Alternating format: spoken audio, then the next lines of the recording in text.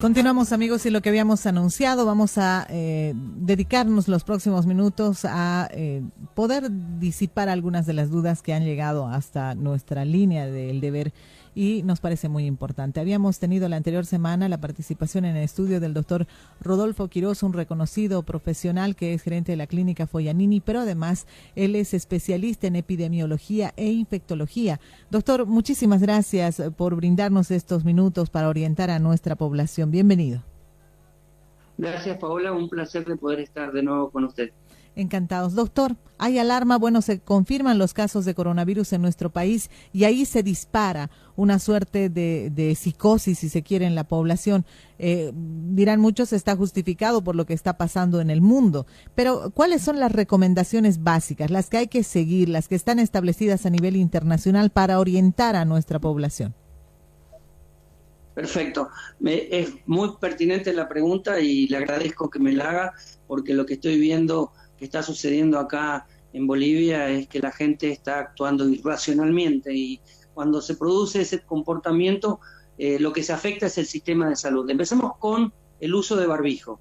No está indicado el uso de ningún tipo de barbijo en la población general, porque está demostrado científicamente que el uso de barbijo en la población general no previene la transmisión de ningún tipo de infección respiratoria, como así tampoco del coronavirus. Por lo tanto, el hecho de que la gente vaya a las farmacias y compre barbijos, agota el stock de barbijos que son necesarios para atender pacientes en los centros de salud o en las instituciones sanitarias. Por lo tanto, pido por favor a la población que no utilice barbijos para, digamos, los contactos habituales que tienen y para circular en la calle, ni siquiera para ir a las instituciones de salud, porque no está indicado el uso de barbijo cuando la persona no tiene síntomas o no está infectada. Esa es una parte. La segunda es el tema del alcohol gel.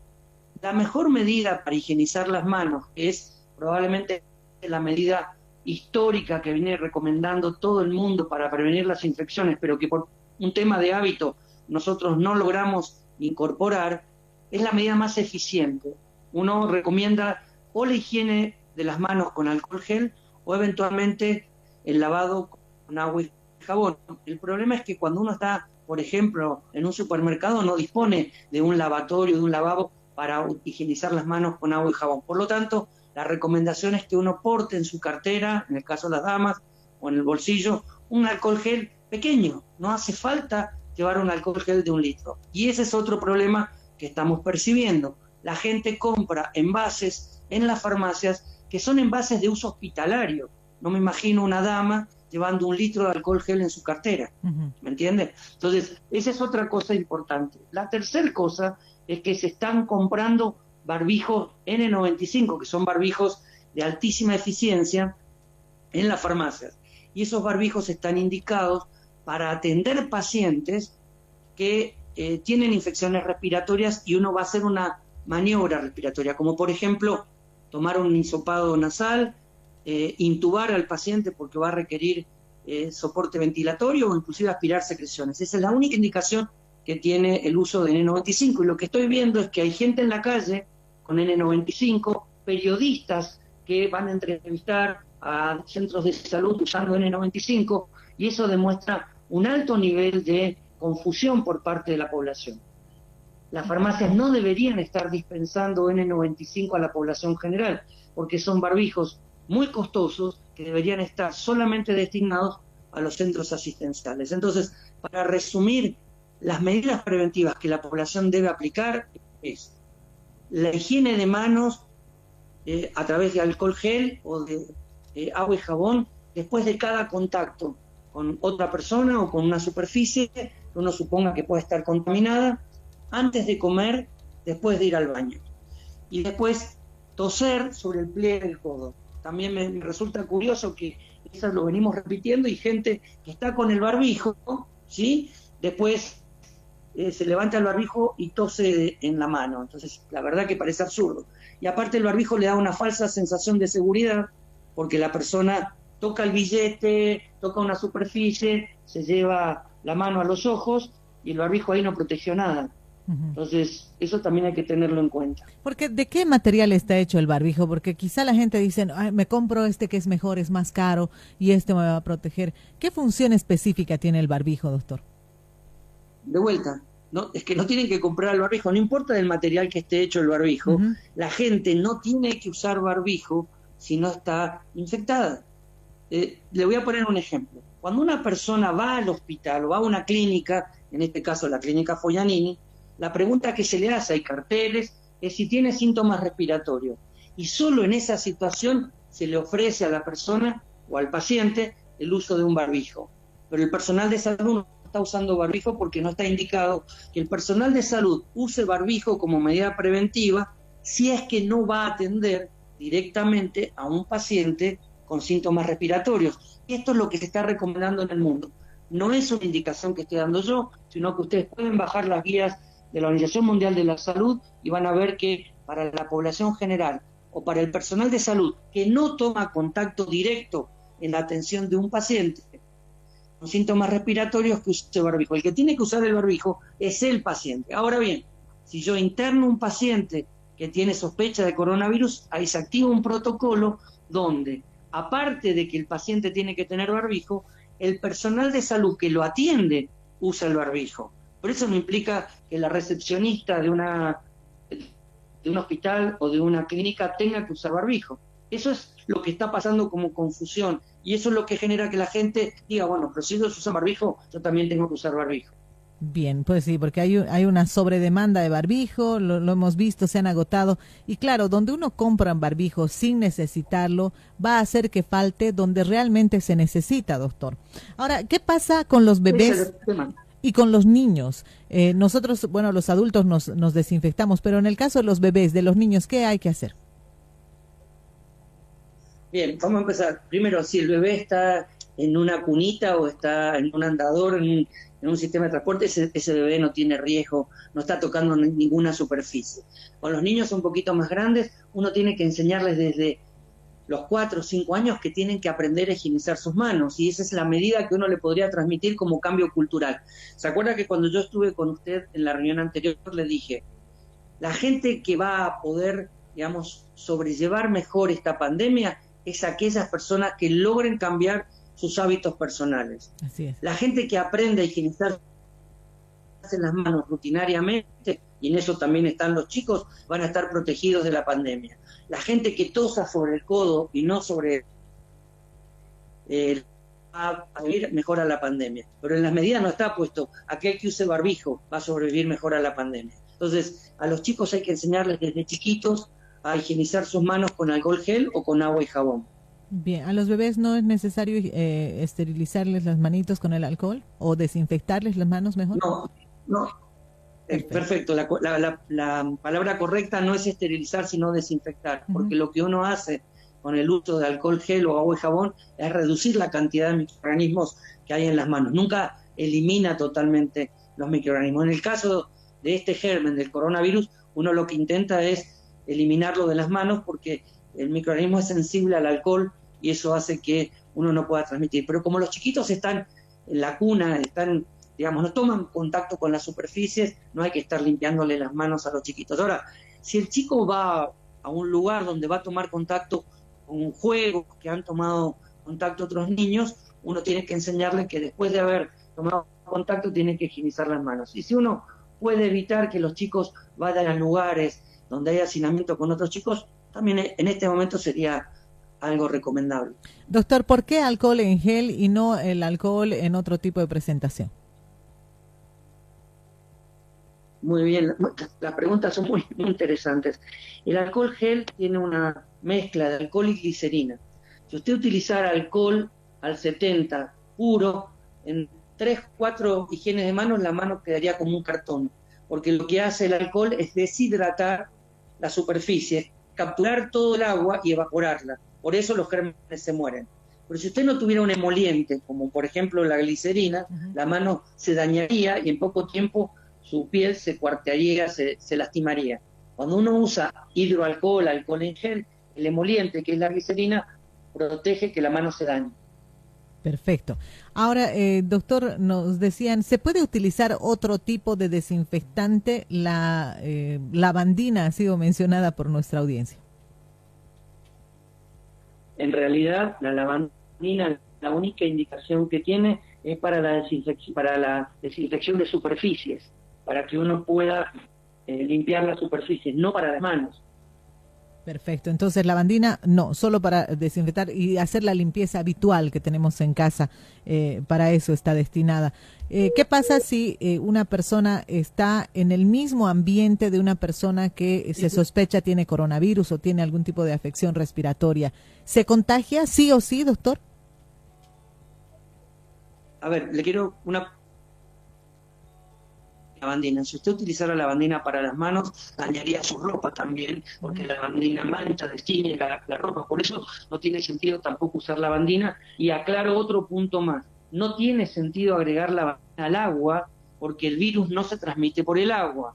Habitualmente el agua que uno consume como potable ya tiene un producto que elimina las bacterias, por eso uno debe consumir agua segura, agua potable, pero no por los gérmenes patógenos que producen diarrea, ¿ok? Bien. Le decía, ¿qué pasa cuando... Listo. Y ahora la pregunta que me hacía... ¿Coronavirus? ¿Esa era la pregunta?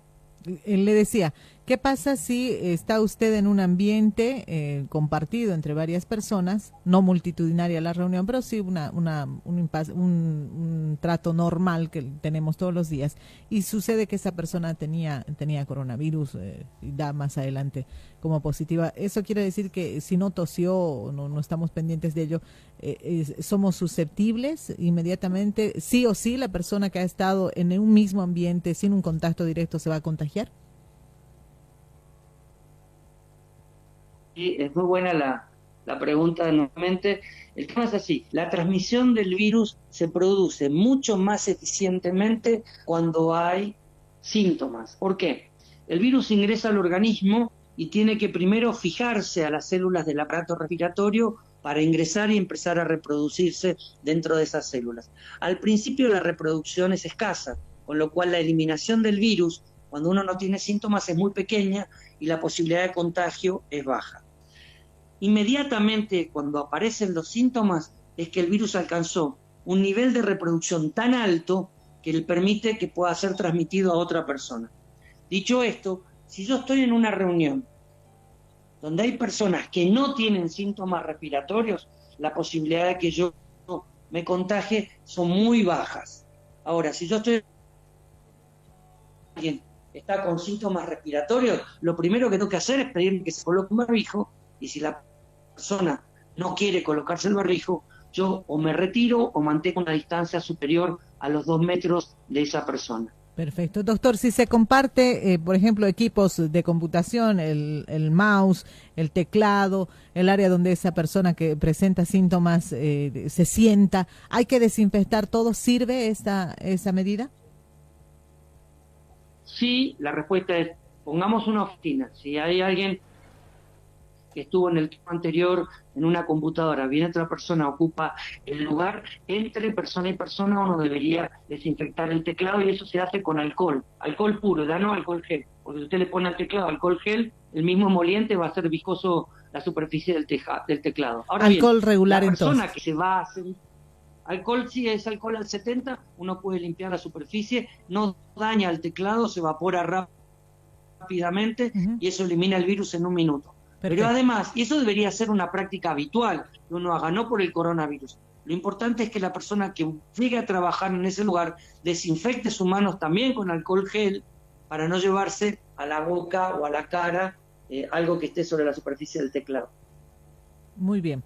En el caso de la paciente que dio positivo a coronavirus y que pretendió ser trasladada hasta la ciudad de Santa Cruz, la reacción de los trabajadores en salud, pero de la población en general, dicen muchos, doctor, que ha develado un afán egoísta, un sentimiento que no debería ser en medio de una situación tan delicada como la que se está viviendo. ¿Cuáles son los consejos en el caso de que se tenga un vecino o se haya detectado que hay una persona cercana, conocida con coronavirus?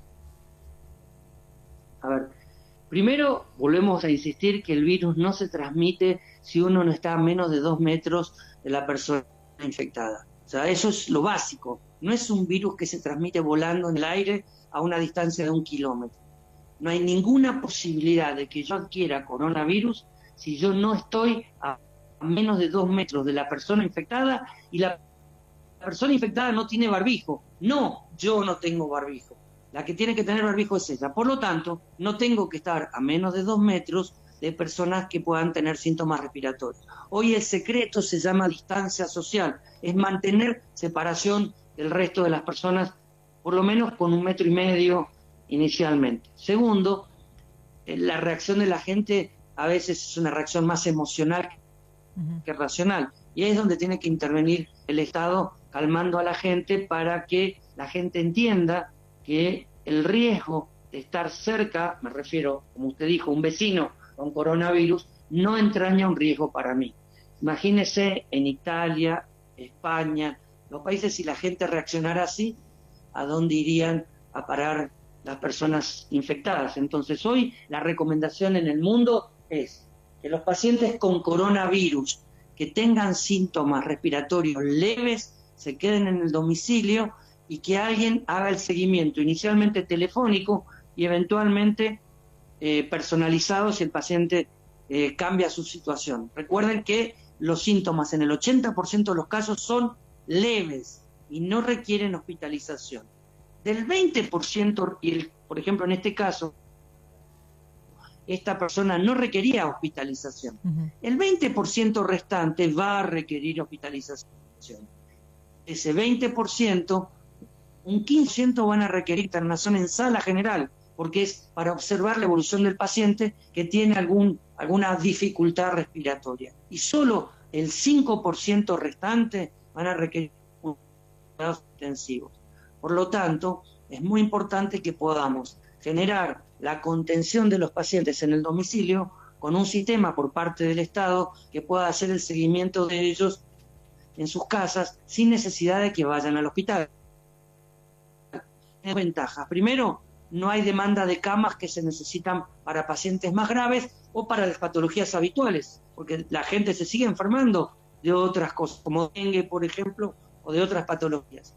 Y por otro lado, no exponemos al personal a pacientes que podrían eventualmente transmitir la enfermedad dentro del ámbito hospitalario. Bien, doctor, de verdad nos significa mucha valía su participación, insistir en las medidas de seguridad, llamar a la calma a la población. Usted decía bien, es indispensable tener el hábito de la higienización y además el hecho de utilizar alcohol en gel para poder protegernos del coronavirus. Finalmente, doctor, un organismo que esté lo suficientemente fuerte difícilmente va a ser contagiado por el coronavirus. Reforzar nuestra alimentación, priorizar el consumo de qué alimentos podría usted recomendar. A ver, lo que yo le podría decir es que es necesario tener una vida sana siempre, no por el coronavirus. Totalmente. Cuando uno en realidad no tiene hábitos saludables, en realidad no se muere de coronavirus, se muere de las consecuencias, por ejemplo, de la obesidad, que son la hipertensión arterial, la diabetes, la enfermedad coronaria, etcétera. Así que la recomendación de tener una vida sana es algo general. Alimentación saludable, hacer ejercicio, esas son las recomendaciones. Ahora, la gente que no tiene patologías severas como insuficiencia cardíaca, diabetes que requiere insulina, enfermedades respiratorias crónicas, tienen más chances de llevar o sobrellevar una infección por coronavirus realmente leve. No es que no se vaya a contagiar, se puede contagiar, de hecho sucede, pero va a tener una enfermedad leve. Aquellos que tengan situaciones de enfermedad más severas, crónicas, son los que van a tener más problemas. Por lo tanto, las medidas que se están tomando en el mundo no es para proteger a la gente joven del coronavirus, es para proteger a las personas vulnerables. ¿Y quiénes son las personas vulnerables? Las personas mayores de 60 o 65 años y aquellos que tienen enfermedades crónicas. Porque si no los protegemos del coronavirus, no habiendo tratamiento son los que van a sufrir la consecuencia. Doctor. ¿Entiende? Entonces, nosotros tenemos que cambiar nuestros hábitos. Y eso es lo importante. Muy bien. Doctor, muchísimas gracias, como siempre, por su participación. Además, esperamos haber contribuido al conocimiento y a derribar esos muros, esas creencias que se tienen sobre algo que es desconocido en general, pero que debemos ir conociendo. No hay mejor forma de hacerlo que conociendo el mal y poder enfrentarlo con maneras muy simples, con cambios elementales en nuestra forma de vida. Gracias, doctor, y un fuerte abrazo.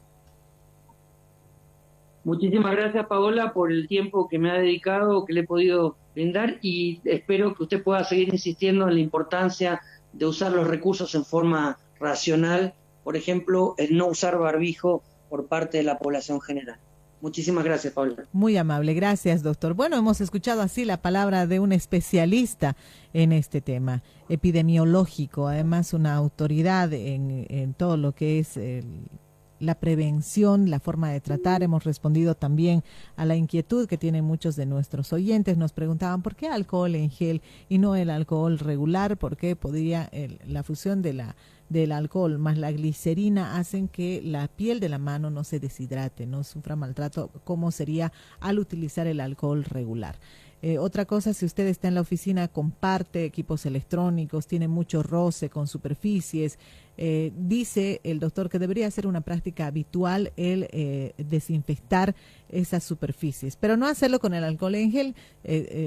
Quizá lo mejor, lo recomendado obviamente es el alcohol regular para poder desinfectar esas áreas y luego proceder a utilizar ya sea el ratón, ya sea el teclado, utilizar o mover la pantalla, en fin, si es que usted tiene también esa cercanía por el uso de micrófonos o contesta teléfonos y lo comparte con algún otro compañero.